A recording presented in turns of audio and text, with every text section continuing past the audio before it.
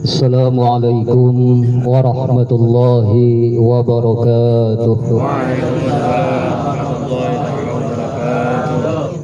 Alhamdulillah, alhamdulillahillazi ja'alal mauta rahatun lil mu'minin. Wassalatu wassalamu ala asrafil anbiya'i wal mursalin wa ala alihi wa sahbihi ajma'in, amma ba'd. Yang sama-sama kita hormati dan kita muliakan sahibul musibah, yaitu Al-Mukarram Al-Muhtaram Al-Ustad Haji Mursali beserta keluarga besarnya. Mudah-mudahan semuanya senantiasa Allah berikan kesabaran, Allah berikan keikhlasan, dan semakin bertambah ketakwaannya kepada Allah Subhanahu wa ta'ala. Begitu pula guru-guru kita, para asatiz yang ada di hadapan kita cukup banyak. Tadi sudah disebutkan oleh beliau Al-Mukarram Ustaz Mursali. Di antaranya Al-Mukarram Al-Muhtaram Al-Ustaz Haji Muhammad Yasin, Al-Mukarram Al-Muhtaram Ustaz Maswani, akhina fillah Al-Ustaz Haji Ahmad Sehul Ishaq. Dia udah lama enggak ketemu, tambah gede aja. Al-Mukarram Al-Muhtaram Ustaz Madani, akhina fillah Ustaz Abdul Ghafur, akhina fillah Ustaz Sanusi, serta para asatiz yang mohon maaf mungkin tidak saya sebutkan namanya satu persatu, namun insyaallah tidak mengurangi rasa hormat dan takzim saya. Terusus para jamaah takziah yang hadir pada malam hari ini, mudah-mudahan senantiasa dalam lindungan Allah Subhanahu wa ta'ala. Bersyukur kita pada kesempatan malam hari ini dapat hadir di kediaman sahibul musibah dalam rangka takziah malam yang ketiga atas wafatnya orang tua kita almarhumah Ibu Hajjah Saini binti Engkong Sain. Mudah-mudahan beliau diwafatkan oleh Allah dalam keadaan husnul khatimah, dan insyaallah beliau termasuk min ahlil khair, min ahlil khair, min ahlil khair. Amin ya rabbal alamin. Bapak-bapak hadirin jamaah takziah rahimakumullah. Kalau kita berbicara tentang kematian, tentunya kita sudah sama-sama maklum. Yang namanya mati, ketika nggak ada napasnya, mati udah namanya. Benar. Mau orang mau binatang, ketika napasnya hilang, mati udah sebutannya.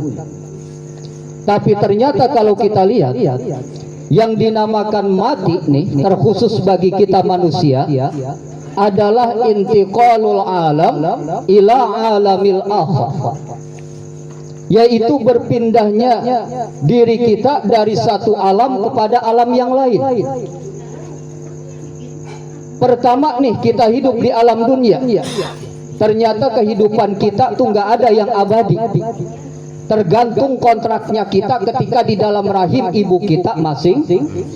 Ada yang baru mati. Ada nggak yang begitu? Ada yang apa bongkokan belum mati. Ada kagak? Artinya apa? Ya tergantung kontrak kita aja. Allah mau kasih berapa, terserah Allah umur kita. Cuma kata baginda Rasul, umur umatku ini kalau panennya, kalau enggak 60 ya 7. Rasul bilang, inna likulli syai'in hasadun wa hasadu ummati sittin aw sab'in. Sesungguhnya tiap-tiap sesuatu memiliki masa panen, Pak. Bapak nanam jagung, panennya 3 bulan. Benar. Nanam singkong kalau pengen cakep setahun panennya. Benar. Nah, untuk umat baginda Rasul, panennya tuh masa panen kita enggak 60, 70. Udah ada yang 60. Baik-baik. Benar kan? Nah, ini yang dikatakan oleh baginda Rasulullah Sallallahu Alaihi Wasallam. Ketika kita mati dari alam dunia, pindah kita Pak ke alam yang lain, yang dinamakan alam barzah, yaitu satu alam yang terdindingi, di mana si mayit bisa ngelihat kita, cuma kita nggak bisa ngelihat apa yang terjadi dengan si mayit. Makanya nih, kalau ada orang tua kita, kebetulan pada malam hari ini orang tuanya yang diwafatkan oleh Allah, dia menyaksikan tuh Pak, bagaimana tingkah laku anak keturunannya ketika berada di dalam kubur. Bahkan pada saat ini nih, siapa yang datang, siapa yang doain, siapa yang hadir, si mayit tahu. Percaya nggak Pak? Kali kalau kagak percaya jajalin aja. Ntar kalau memang begitu baru bilang bener Ustadz, baru balik lagi. Cuman kan kagak ada yang begitu Pak ya. Lah kalau ada yang begitu mah enak, kita bisa atret. Bener. Itulah yang terjadi buat orang yang sudah diwafatkan oleh Allah. Dia berpindah kepada alam barzah, alam yang terdindingi, di mana kita nggak bisa dengar, tetapi si mayit di dalam kubur bisa dengar.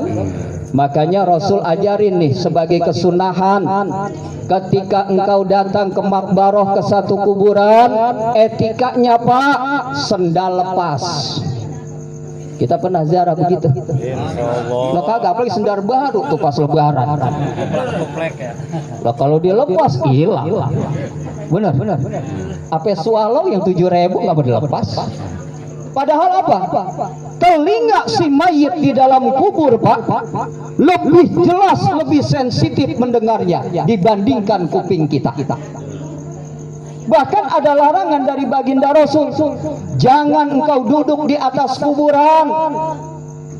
Ini model kita nih, pas makamin aja sambil ngerokok duduk di batu nisan. Udah ngomongnya kencang, lepas. Ada model begitu. Ini mah bukannya nyinggung, bukan nyinggung, ini mah kalau yang kesinggung alhamdulillah. Kan begitu. Tujuannya apa nih? Kita harus sadar menghormati orang yang sudah berpulang ke rahmatillah, kedudukannya lebih dekat dibandingkan dengan kita yang masih hidup. Kita yang masih hidup Pak, belum mengalami yang namanya kematian. Tetapi yang mati sudah mengalaminya. Dia tahu hakikatnya mati, betapa dekatnya dengan Allah Subhanahu. Maka buat kita nih, sebagai seorang anak, ketika orang tua kita sudah diwafatkan oleh Allah, jangan dilupain. Karena mohon maaf, ada 3 model adab yang ketika orang tuanya udah mati. Berapa model Pak? 3. Model yang pertama dinamakan anak lahik Pak, yaitu nih anak sepeninggal orang tua, kelakuannya, amal solehnya, prestasinya, ibadahnya sebanding sama orang tuanya. Orang tuanya rajin ke masjid sholat berjamaah, anaknya sama. Ada di sini begitu. Banyak, alhamdulillah. Pede dikit Pak, kagak ngapa-ngapa. Benar kan? Ini anak yang lahir Pak, yang bisa ngikutin jejak orang tuanya. Orang tuanya pemurah, sering ngasih infak, anaknya juga sama, kagak pelit. Kan ada orang tuanya kagak pelit, kira anaknya pelitnya 17 setan. Ada yang begitu? Ada banyak Pak. Nih namanya anak lahir. Yang kedua, model yang namanya anak sabik Pak, yaitu anak yang prestasinya, ibadahnya, amal solehnya ngelebihin orang tuanya. Cakep nggak nih? Cakep. Pengen kita punya anak begitu Pak. Lo pengen, emang idaman kita. Kalau ada punya anak 10 yang model begitu, nambah 2 lagi nggak ngapa-ngapa Pak. Kenapa? Karena di anak cakep ngelebihin orang tuanya biasa-biasa aja, tapi ini anak lebih daripada orang tuanya. Orang tuanya nggak pernah ke masjid, wah anaknya rajin banget. Orang tuanya nggak pernah ke majlis taklim, anaknya getol banget. Orang tuanya pelit 17 setan, anaknya kagak begitu. Hebat nggak nih anak? Ngelebihin orang tuanya. Insya Allah anak yang begini bisa nolong orang tua. Pak. Orang tua udah mati, panen tuh pahala dengan sebab anaknya melakukan ibadah dan amal soleh. Mudah-mudahan anak kita begitu Pak semuanya. Jangan aminnya doang yang kencang, orang tuanya ngasih contoh. Paham ya? Ini mah bukan ngomel Pak. Bohongan saya disuruh ngomong. Benar? Dan yang ketiga Pak, ini namanya model anak mahik, yaitu anak yang tingkah lakunya, perilakunya, ibadahnya lebih rendah daripada orang tuanya. Bahkan keburukannya menutupi kebaikan orang tuanya. Orang tuanya rajin di masjid, anak tuanya rajin di kafe. Ada yang model begitu. Nah, kita mau bukan muka kafe, bukan. Muka tukang bubur. Benar. Lah kafe mah dia kan gede. Ngopi 70.000, tukang bubur goceng. Benar. Jadi ini anak Pak, ibadahnya lebih rendah dari orang tuanya. Prestasinya apalagi, amal solehnya begitu juga, bahkan keburukannya ngalahin kebaikan orang tuanya. Makanya kita kadang-kadang suka ngomong, tuh anak siapa sih? Anak si anu, lah bapaknya mah rajin banget. Anaknya ngapa sengak begini lagu? Ada. Ya ini mah kesinggung lagi aja rupanya. Nah begitu Pak, model anak yang ditinggal orang tua ada 3. Seperti itulah kenyataannya. Tinggal kemudian bagaimana kita sebagai orang tua mampukah memberikan contoh kepada anak-anak kita sehingga ketika kita wafat kita berbahagia. Karena terus terang kata baginda Rasul Pak, nanti di hari kiamat ada orang tua yang ketika mati dosanya banyak. Ketika mati dosanya banyak. Tapi ternyata dia meninggalkan anak-anak yang cakep, yang bagus. Tiap selesai sembahyang nih anak nggak lupa doain orang tuanya. Rabbi firli wali walidayya warhamhuma kama rabbayani. Doanya kebetulan yang bisa cuma itu doang nih ya. Kagak ngapa-ngapa Pak, daripada kagak bisa doa. Ditambah sama Al-Fatihah. Ilok Fatihah kagak hafal Pak. Karena pernah sejarah ada kiai dimintain amalan sama orang. Kiai, tolong kasih saya amalan apa? Mengapa? Usaha saya seret banget kayaknya. Kata nih kiai, dikasih amalan, lu baca Fatihah ya. Tiap selesai sholat 7 kali. Pulang nih Pak orang. Dapat seminggu balik lagi. Kiai masih ingat saya, gue lupa. Mengapa Kiai? Banyak banget tamu yang datang. Lu gue lupa dah, siapa lu? Akhirnya dikasih tahu Pak. Saya dulu yang pernah datang dikasih amalan Fatihah sama Kiai. Berapa kali suruh bacanya? 7 kali. Oh, terus lu baca? Baca. Bagaimana bacanya? Fatihah. Coba Pak. Orang suruh Fatihah doang, dia kagak bisa baca surat Al-Fatihah. Ada yang modelnya di sini begitu.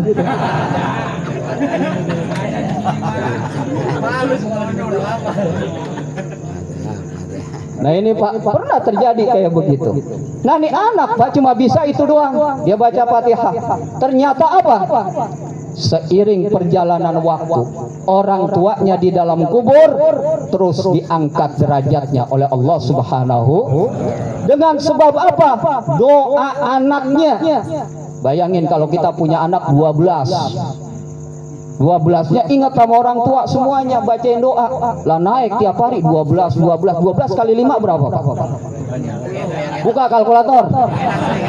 Kan banyak udah. Nih anak kebetulan umurnya panjang-panjang, ada 60, 70, 80, panen orang tuanya Pak. Enak gak? Enak. Kenapa? Karena anak yang soleh yang dia tinggalkan. Akhirnya apa? Ketika dibangkitkan di hari kiamat, nih orang kata Allah, fulan masuk engkau ke dalam surga. Ya Rob, saya masuk ke dalam surga. Iya. Dosa saya banyak ya Rob. Udah beres semuanya. Kenapa ya Rob? Dengan sebab doa anakmu yang soleh. Enak nggak Pak?